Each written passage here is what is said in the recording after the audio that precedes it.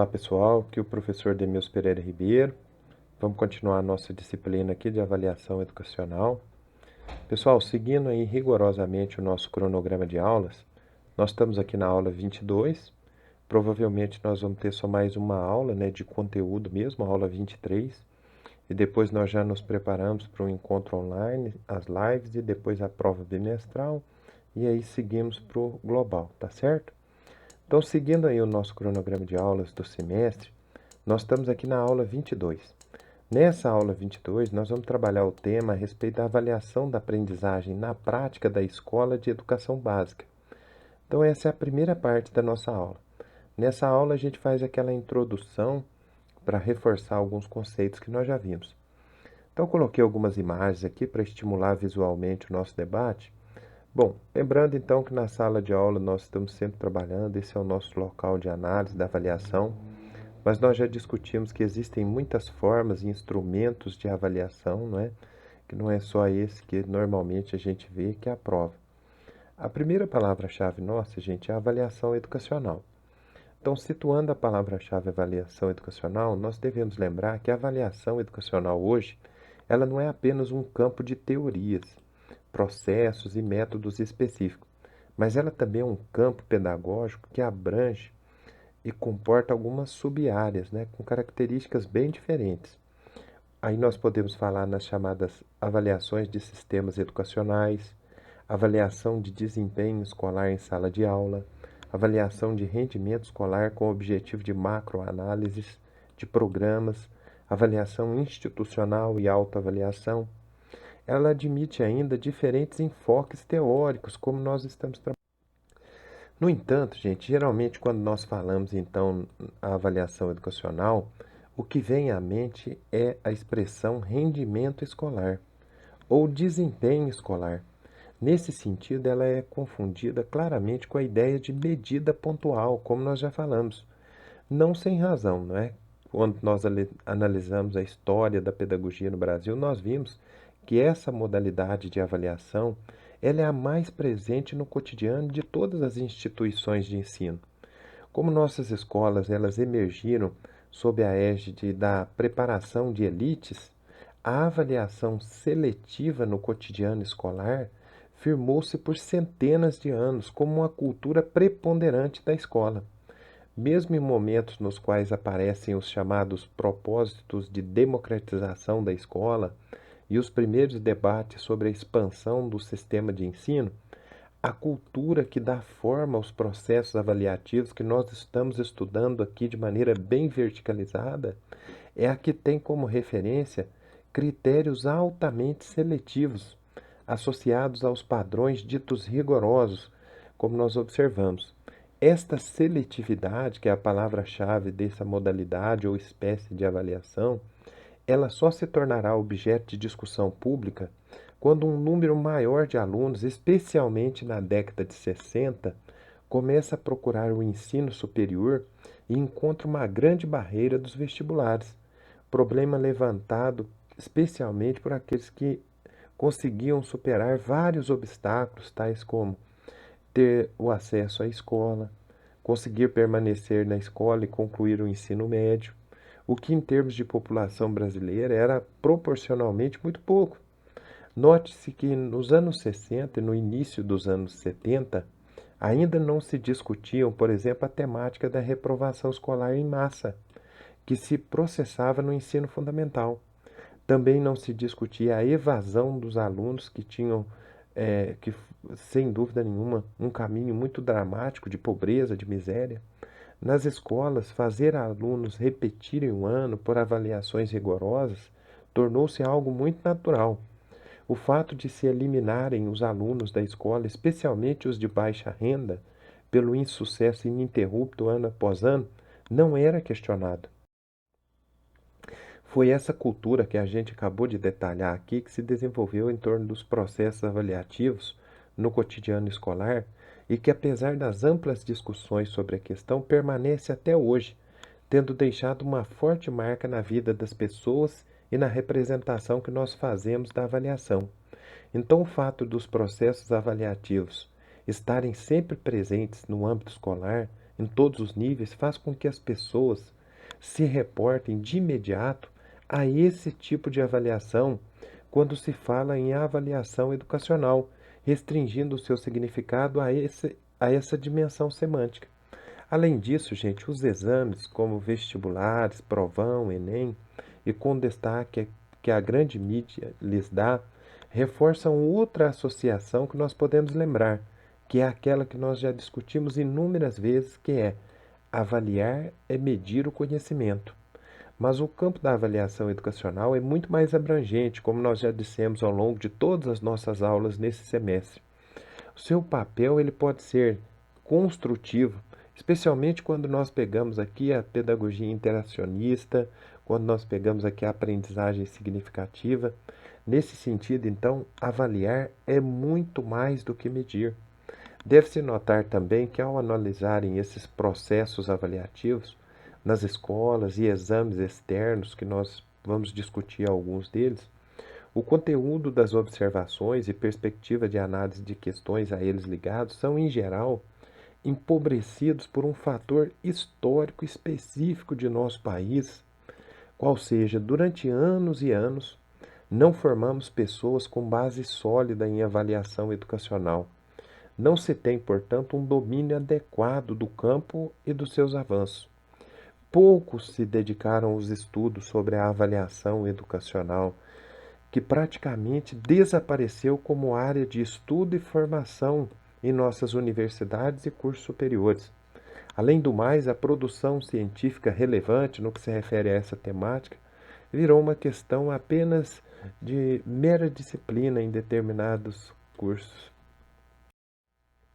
Bom, mais recentemente, em razão de políticas educacionais instituídas nacionalmente, em alguns estados, em âmbito estadual, pela ampliação do debate sobre os problemas que envolvem a reprovação escolar das pessoas social e culturalmente desfavorecidas, a área que nós estamos abordando aqui da avaliação educacional vem merecendo mais atenção relativamente às chamadas diferenças de abordagem.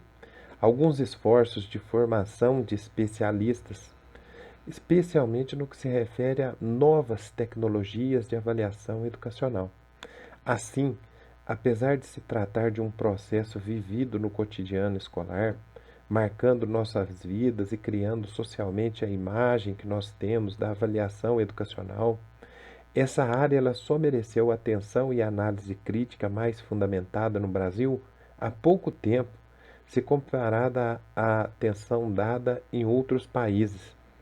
Tardiamente presente nas discussões no campo da educação, sua valorização e desenvolvimento no campo teórico sofreu efeitos de ressentimento, do desprezo e da crítica ideológica, o que levou à carência, como nós apontamos aqui, carência de profissionais especializados na avaliação educacional, carência de bibliografia especializada na temática e outros mais.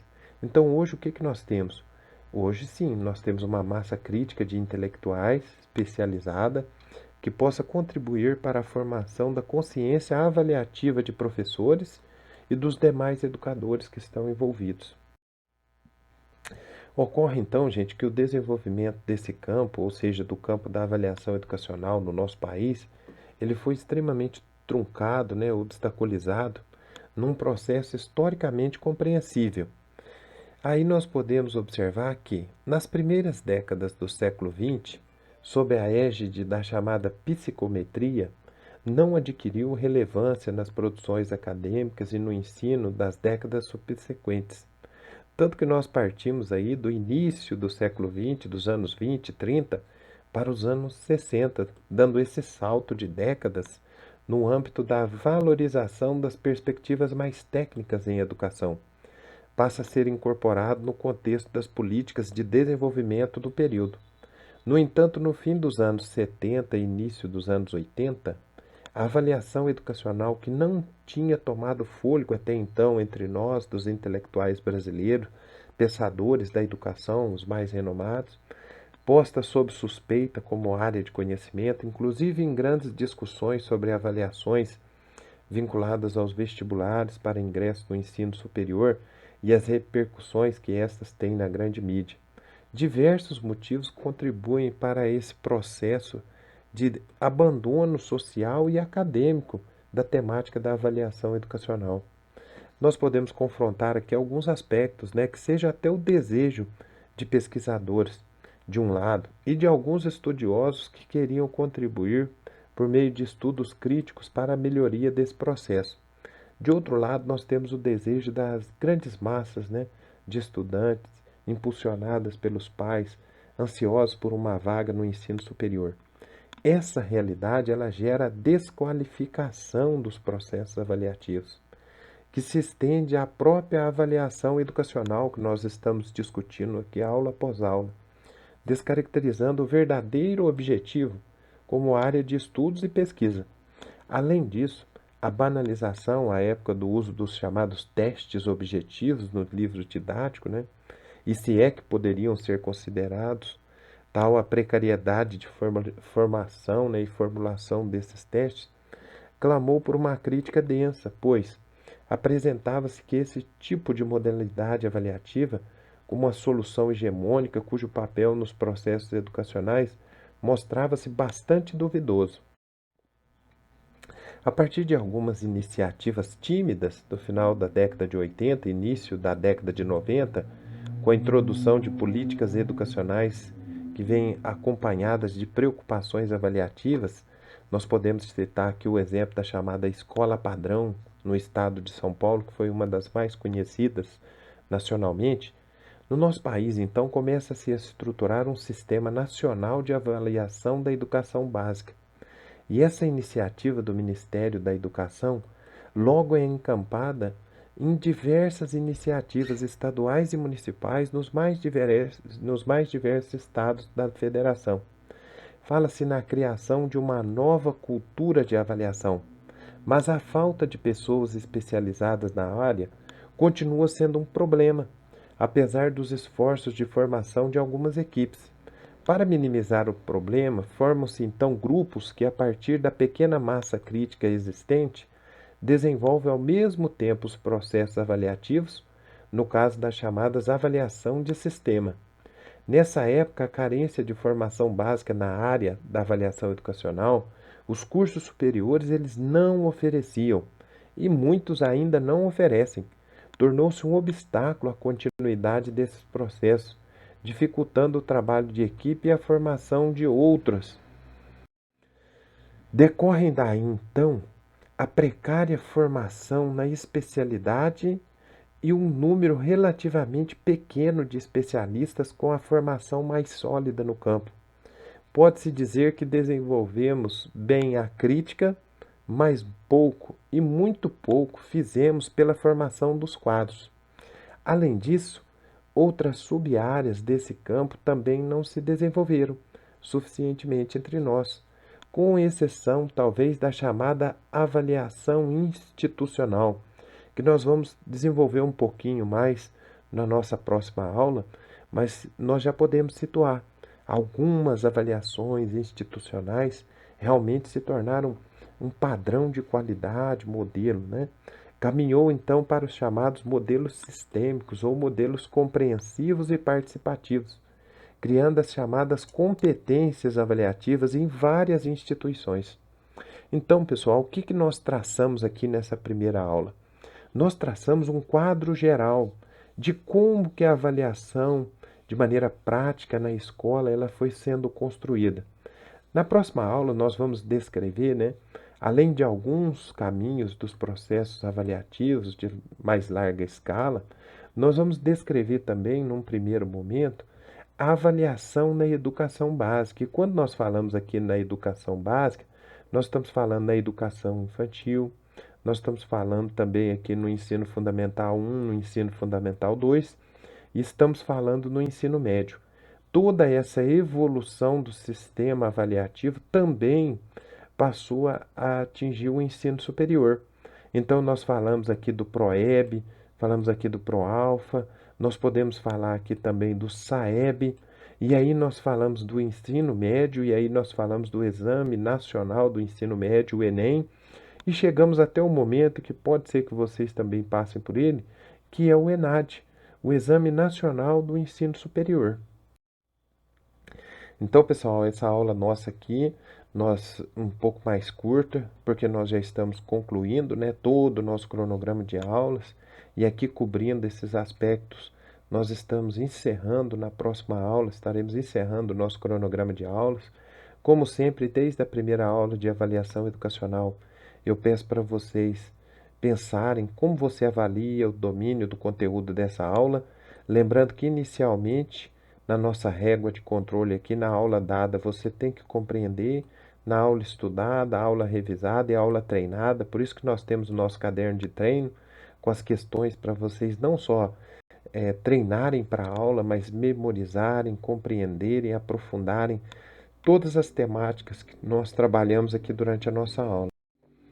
Peço que vocês continuem também desenvolvendo o nosso caderno acadêmico inteligente, com os nossos esquemas de memorização, compreensão, lembrando que aqueles que desenvolvem o caderno já são uma prova viva do quanto que o caderno ajuda, tá certo? Essa é a nossa aula então, pessoal. Espero que vocês tenham compreendido tudo, aprimorem mesmo o conhecimento de vocês. Até a próxima aula. Fiquem com Deus.